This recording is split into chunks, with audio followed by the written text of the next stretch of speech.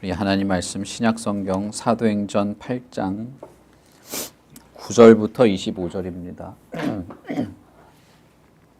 사도행전 8장 9절부터 25절. 제가 봉독하겠습니다. 사도행전 8장 9절부터 25절.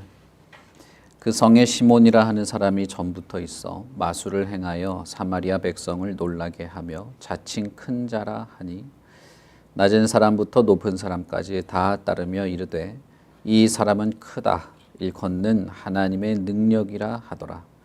오랫동안 그 마술에 놀랐으므로 그들이 따르더니 빌립이 하나님 나라와 및 예수 그리스도의 이름에 관하여 전도함을 그들이 믿고 남녀가 다 세례를 받으니 시몬도 믿고 세례를 받은 후에 전심으로 빌립을 따라다니며 그 나타나는 표적과 큰 능력을 보고 놀라니라.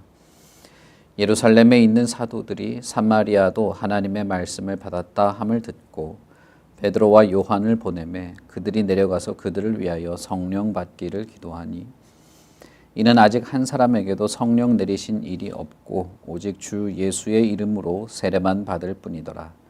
이에 두 사도가 그들에게 안수하매 성령을 받는지라. 시몬이 사도들의 안수로 성령 받는 것을 보고 돈을 들여 이르되 이 권능을 내게도 주어 누구든지 내가 안수하는 사람은 성령을 받게 하여 주소서 하니 베드로가 이르되 내가 하나님의 선물을 돈 주고 살 줄로 생각하였으니 내 은과 내가 함께 망할지어다. 하나님 앞에서 내 마음이 바르지 못하니 이 도에는 내가 관계도 없고 분깃될 것도 없느니라. 그러므로 너의 이 악함을 회개하고 주께 기도하라. 혹 마음에 품은 것을 사하여 주시리라. 내가 보니 너는 악독이 가득하며 불의에 매인 바 되었도다. 시몬이 대답하여 이르되 나를 위하여 주께 기도하여 말한 것이 하나도 내게 임하지 않게 하소서 하니라. 두 사도가 주의 말씀을 증언하여 말한 후 예루살렘으로 올라갈새 사마리아인의 여러 마을에 복음을 전하니라. 아멘. 스데반을 죽이고 난 이후에 예루살렘 그리고 예루살렘 교회는 상당한 상황의 변화가 시작됩니다.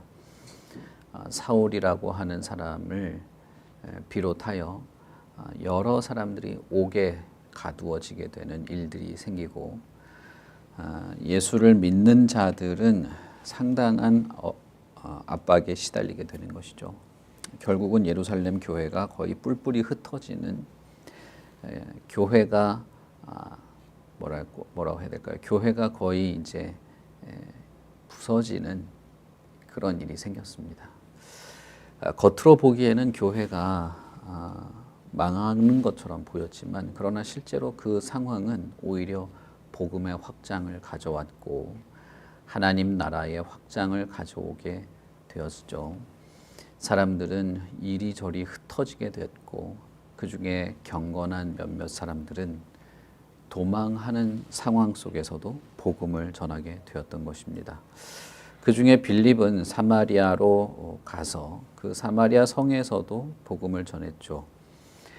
초대교회 당시에 복음을 전할 때 어떤 기적과 표적들이 따르는 일들은 그 전하는 그리스도의 복음이 진리이고 실제로 하나님의 아들이신 예수 그리스도의 가르침이라고 하는 것을 증명할 만한 그런 현상들이었습니다.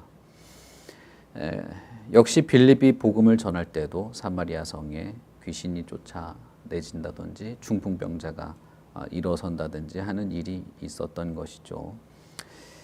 그 중에 시몬이라고 하는 사람도 있었던 것입니다. 이 사람은 마술을 행하는 마술사였는데 사람들에게 인정받는 큰 인물이었다라고 소개되고 있습니다. 그는 오랫동안 마술을 했고 사람들이 놀랄 만한 그런 기적들을 일으켰던 사람이었죠.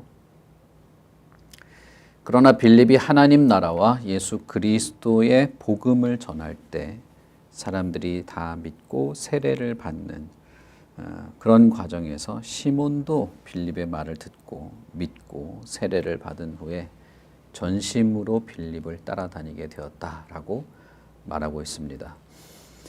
여기까지 봤다면 너무나 좋은 것이죠.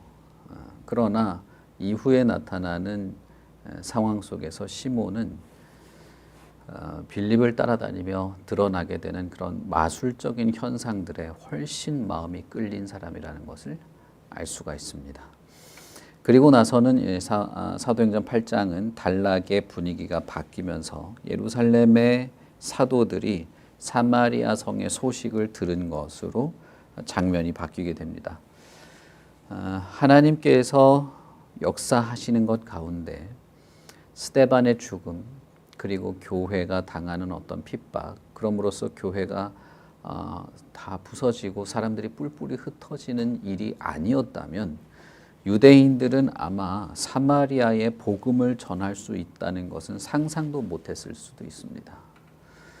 어제 말씀드렸던 것처럼 빌립이 사마리아에 복음을 전한 일 이후에도 거의 10년이 지난 그 뒤에도 예루살렘 공회에는 이 일로 논쟁을 벌입니다. 이방인에게 복음을 전하는 게 맞냐 아니냐 이걸로 논쟁을 벌여요.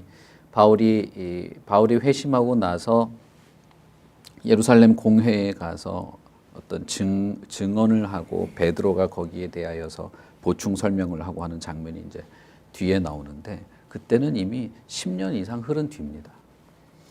그러니까 그런 상황이 이미 있었음에도 불구하고 예루살렘 공회에서 그것이 계속적인 논쟁이 되고 야고보 사도가 정리를 하기 전까지 문제가 되었다는 것을 생각해 보면 만약에 교회가 극도의 핍박을 받으며 하나의 교회가 망하는 지경까지 가지 않았다면 사마리아의 복음을 전할 생각은 아마 할 수도 없었겠죠.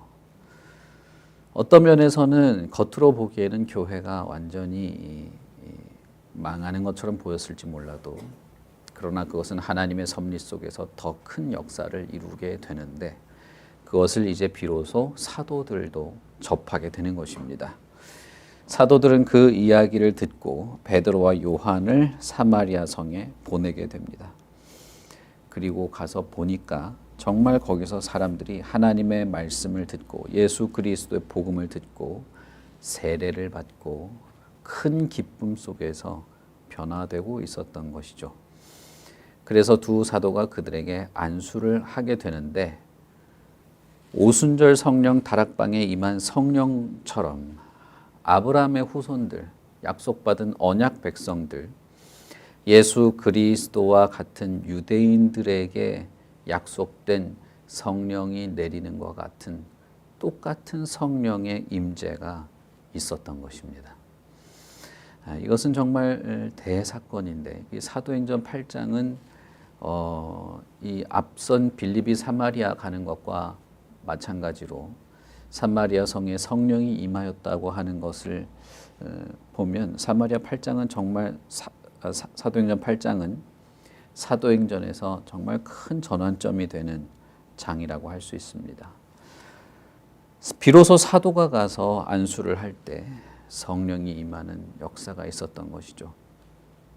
이것은 아마 사도들에게도 유대인들에게도 예루살렘 교회에 있는 여러 사도들에게도 상당한 사건이었을 것입니다. 이것이 사도가 왔기 때문에 성령이 임했다라고 해석을 하면 안 되고 그럴 필요도 없습니다. 이것은 만약에 베드로와 요한과 같은 사도가 와서 성령이 임하는 것을 보지 못했다면 나중에 예루살렘 공회에서 논쟁이 벌어졌을 때 그 완고한 유대인들을 설득할 만한 사람들이 별로 없었을 것입니다. 베드로나 요한과 같은 예수님의 사도, 예수님의 거의 수제자라고 할 만한 이들이 성령이 임하더라라고 증언하지 않았다면 그들이 어떻게 마음을 바꿀 수 있었겠습니까? 이것은 하나님의 이방인들에게도 복음이 전하여지기를 바라는 하나님의 뜻을 효과적으로 전하기 위한, 유대인들을 효과적으로 설득하기 위한 하나님의 섭리였다고 봐야지 사도가 안수하니까 성령 받았다 이렇게 말하면 안 되는 것이죠. 성령은 하나님이시고 자유로운 분이시고 주도적인 분입니다. 누가 뭐 한다고 해서 가고 하는 그런 게 아니죠. 이 사도들이 특별히 더 영역이 있어서 뭐 성령이 임하고 하는 식으로 생각하시면 곤란한 것입니다. 어쨌든 두 사도가 안수를 할 때 사마리아인들에게조차 성령이 임한다고 하는 것은 이제 사도들이 확실히 보고 알게 된 사실이 되었던 것입니다. 하나님의 뜻이라고 하는 것은 예수 그리스도께서 승천하시기 전에 제자들에게 진정한 왕으로서 그들에게 하사를 하는 그 장면에서 내가 너희들에게 성령의 능력으로 성령을 주겠다라고 하는 왕이 하사하시는 그 하사의 선언, 그리고 그 능력으로, 내가 주는 능력으로 너희들은 유대와 사마리아와 땅끝까지 내 증인이 되라라고 하는 영원한 왕이신 분의 대위임령, 흔히 우리가 이제 위임령이라고 하지만 결국은 명령이고 사명이죠. 그것이 이제 비로소 실천되고 있는 것을 보게 되는 것이죠. 예수 그리스도야말로 진정한 왕이시고 모든 것을 주도하고 주관하시는 분이시고, 예수 믿는 모든 사람, 교회, 사도, 제자들, 모든 그리스도인들의 왕이요 모든 믿는 자들의 주도자이심을 드러내게 되는 선언적인 역사라고 할 수 있습니다. 예수 그리스도께 사명 맡은 자, 성도, 사도 혹은 교회는 이렇게 성령의 역사를 드러내고 복음의 역사를 드러내고 예수 그리스도께서 임명하고 세우고 하사하신 모든 그 그리스도의 왕적 권위를 드러내게 되는 일이 있는 것이죠. 그러므로 두 사도가 사마리아 성에 내려간 것은 겉으로 보기에는 교회가 심한 핍박을 받고 사도들을 제외한 나머지 제자들은 전부 흩어져서 교회가 거의 쪼그라들고, 그 중에 사마리아 성에 누군가 내려가서 복음을 전해서 그 소식을 듣고 사도들이 간, 겉으로 보기에는 이런 사건의 연속인 것이죠. 그러나 예수께서 승천하시기 전에 제자들에게 했던 그 사명을 이룬다는 관점에서 보면 비로소 예수 그리스도의 그 사명 맡은 자가 그 사명을 감당하기 시작하는 그리스도의 통치가 제대로 실현되는 역사적인 현장이라고 볼 수 있는 것입니다. 그런 면에서 여러분, 교회야말로 그리스도가 왕으로 선언되고 선포되고 그리스도를 왕으로 섬기고 그리스도의 왕권을 따라 이 세상에 그리스도의 통치를 실현하는 그런 것이 교회라고 할 수 있는 겁니다. 교회는 친목 단체가 아니고 와서 그냥 사람들과 만나서 좋은 시간 가지는 동호회가 될 수 없습니다. 교회에서는 그 누구도 자기 자신을 주인공으로 내세울 수도 없고 그럴 필요도 없습니다. 교회는 오직 예수 그리스도만이 주인공이고 주도자이고 그분의 통치를 경험하며 실천해내는 그것이 교회인 것입니다.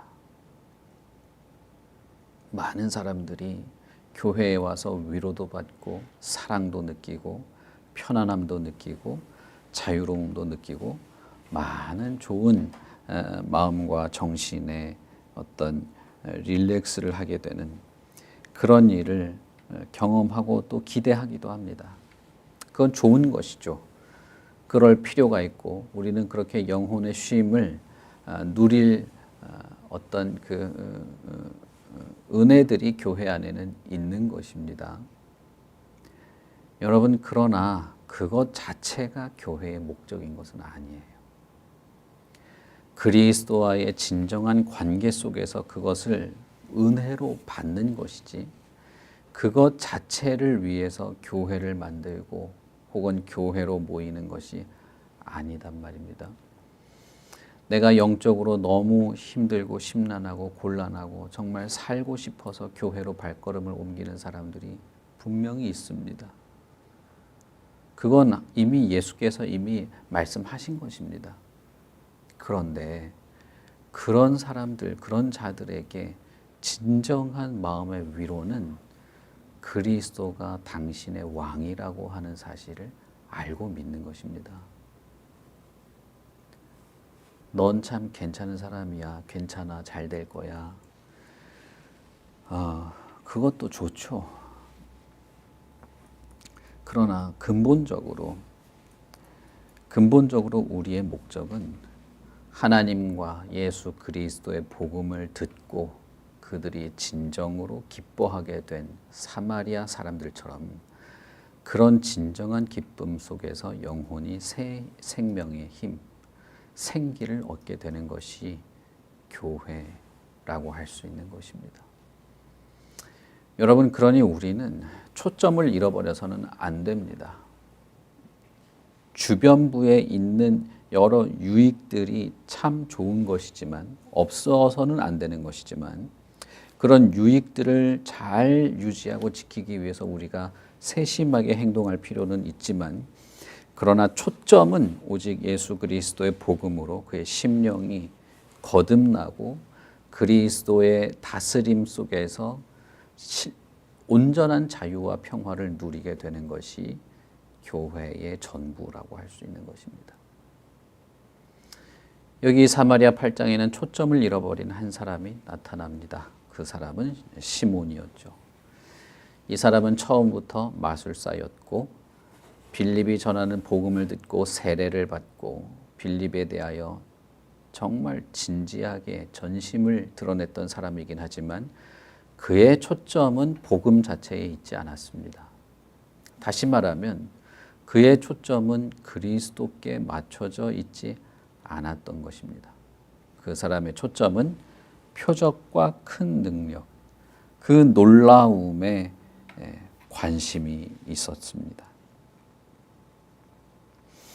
초대교회 당시에 사도뿐 아니라 이런 빌립과 같은 이런 일꾼들이 복음을 전할 때조차도 표적과 기적이 나타난 것은 말씀드렸던 것처럼 예수 그리스도의 복음을 전하는 그 상황에서 초대교회의 교회가 세워지고 그리스도의 말씀이 십자가에 달려서 비참하게 죽은 저 사람이 정말 하나님의 아들이라고 하는 것을 드러내기 위한 하나의 장치였습니다. 성령의 역사였던 것이죠. 그러니까 이것도 성령의 주도적인 역사입니다.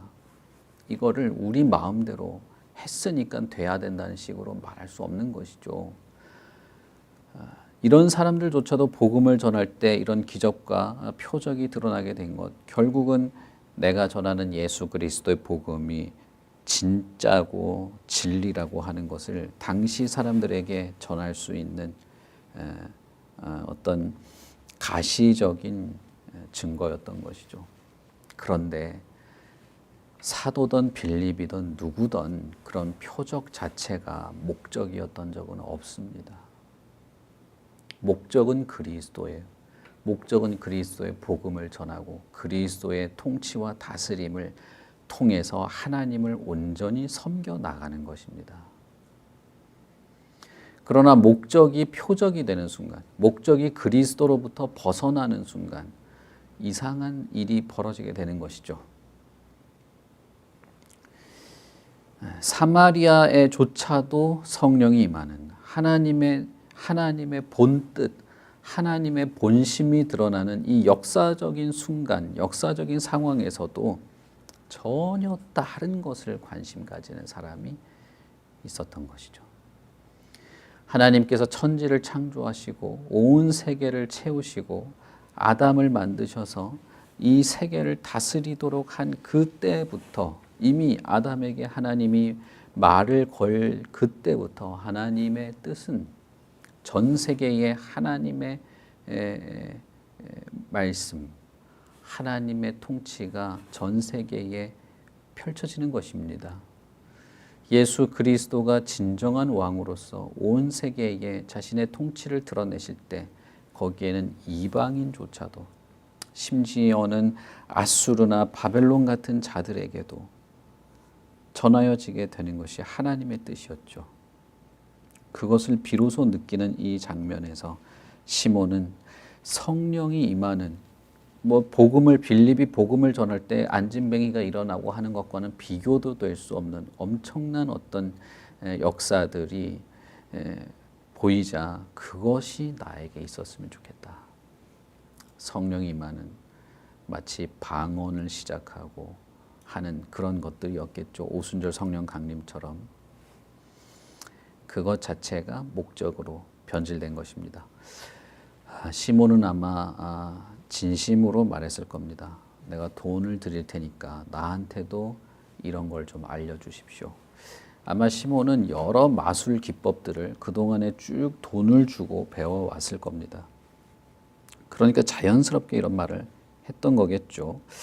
그런 어떤 마술적인 행위를 하는 어떤 여러 방법과 어떤 기술과 테크닉이 있을 텐데 지금까지 돈을 주어가면서 이제 배워와서 사람들한테 내가 뭐 큰 자다, 하나님의 능력이다 이러면서 살아왔는데 이것도 나한테 좀 전수해 주십시오. 충분히 보상하겠습니다. 그러나 그것은 복음의 초점이 될 수 없었죠. 시몬이 알아야 할 것은 살아계신 하나님입니다. 이 하나님을 내가 어떻게 만나고 어떻게 섬기고 어떻게 그것을 지키며 살아갈까라는 것이죠. 그것은 오직 예수 그리스도밖에 없습니다. 하나님을 알고 믿고 섬기고 따르고 경험하고 그를 기쁘게 하고 나 자신도 하나님의 은혜 안에서 진정한 기쁨을 맛보며 살아갈 수 있는 유일한 길은 예수 그리스도밖에 없습니다. 그리스도의 다스리심을 받으면 하나님을 섬기게 되는 겁니다. 그리스도께 순종하면 하나님을 기쁘게 하는 것입니다. 그리스도의 사명을 잘 수행하면 하나님의 뜻이 성취되는 것입니다. 그러니 사실상 모든 관심은 그리스도에게 있는 것이죠. 아무런 지식이 없고 평생 구걸만 해오던 사람조차도 그리스도가 누굽니까? 내가 그분을 알고 싶습니다라고 고백할 수 있었던 것처럼 이것은 남녀노소 지식의 유무에 달려있는 것이 아닙니다. 진정한 성령의 역사는 그리스도께 마음이 쏠리게 되는 겁니다. 그가 진짜 성령의 충만함, 그가 정말 성령의 어떤 손길 안에 있는가는 그걸로 확인할 수도 있어요. 예수 그리스도께 마음이 집중되어 있는가라는 것이죠. 왜 평생 구걸하다가 이제 인간답게 살 수 있게 됐는데 왜 공동체에서 쫓겨날 위협을 감수하고 예수님을 따르겠다고 말합니까? 여러분에게 정말 그런 기회가 온다면 쉽게 그렇게 결정할 수 있을까요? 나에게 인생 최대의 기회가 왔는데 그것을 송두리째 다 포기하는 결정을 어떻게 할 수 있습니까? 그런데 그 맹인은 그렇게 했던 겁니다. 심지어는 바리새인들 앞에서도 바리새인들이 그 위협을 하는데 넌 똑바로 말해라. 똑바로 말 안 하면 너희 부모들까지 다 쫓아내버리겠다고 하는데도 나는 예수 그리스도의 제자가 되고 싶다고 말하는 것이죠. 그가 진짜 성령의 은혜 안에 어떤 성령의 역사 속에 있었다는 것을 드러내는 것이죠. 그러나 시몬은 전혀 다른데 마음이 가 있었습니다. 사도행전은 처음부터 이 기적과 표적과 성령의 충만함과 어떤 이 모든 것은 초점이 아니라고 말합니다. 성령의 충만과 능력은 결국 우리가 그리스도를 알고 그를 전하고 교회답게 세워지고 하나님의 백성답게 살아가게 되는 그것을 위한 것이지 그것 자체가 목적일 수 없다고 말하는 것이죠. 그리고 두 사도는 다시 예루살렘으로 올라가면서 사마리아의 여러 마을에 복음을 전하기 시작하면서 올라가게 됩니다. 비로소 여기까지 와서 비로소 예수 그리스도께서 승천하시기 전에 하셨던 그 말씀이 실현이 되기 시작하는 것입니다. 너희가 성령을 받으면 능력을 얻게 될 것이다.